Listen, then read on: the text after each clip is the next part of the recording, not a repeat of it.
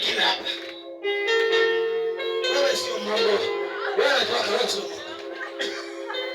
Yaze. Haleluya. Amen. Ile sasa imebaki ni. Bwana Yesu asifiwe. Haleluya. Sasa huyu ni Mungu amekalia hapa. Bwana Yesu asifiwe. Mwambie baba. Baba, nimehangaika sana. Muda mrefu. Nilikuita. Nilikutafuta. Sana kwa wapi? Umejificha wapi?